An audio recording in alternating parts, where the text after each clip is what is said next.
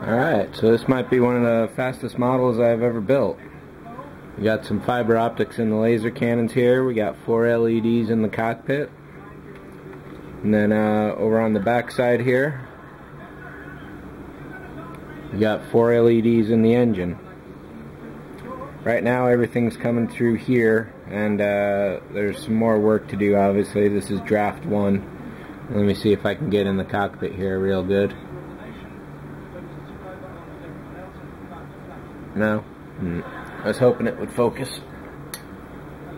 So let's take a look here. At this point it's so fat and loaded that if I put it down on the engines, the magnets can't hold the weight anymore.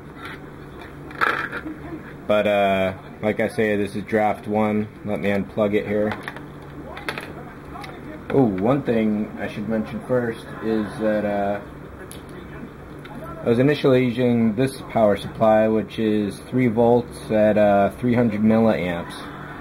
I could only get 4 red LEDs to run on that, which makes them, what, about 75 each, I guess? Which really shocked me because the white ones I've got only use like 20 milliamps.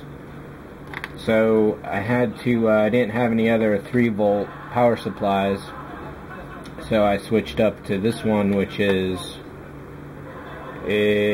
5 volts at 1000 milliamps. So this one has the juice, but because it has 5 volts, it's twice as much power as each LED needs, which means they'll either burn out immediately or they'll burn a lot brighter and then die earlier. So I'll show you a trick I did to get rid of that because I didn't have any appropriate resistors for it. Let's pop this open here. And the magnets are pretty good. So the trick is, these take about 2.5 volts each to light, so obviously if you're giving them 5, that's twice too much. So what I did was to wire them in parallel. So the positive lead of one goes to the negative of the other, and each of those, or that combination, goes to the main power source. However, the problem with that is that if one of them dies, the other one is probably going to die too, which is bad. But if I can leave this all magnetized so I can pull it apart, I can rewire it at any time I want, so there's no problems there. I got some 0.4 millimeter fiber optics in here for each of the engines and the lasers. I'll get to those. I got some brass tubes in here.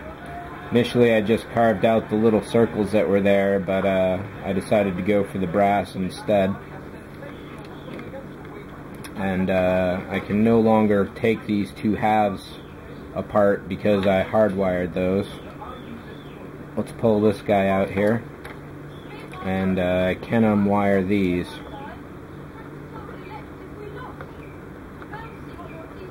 Rather than having a connection outside the body like it is now, I'm going to try and wire this so it's inside.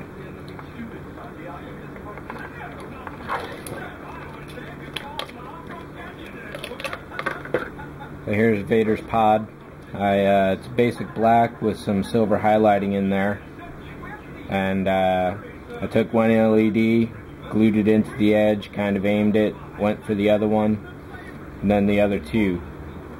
So you can see here that the positive of this LED goes over to the negative of this one, then this positive comes out on this wire.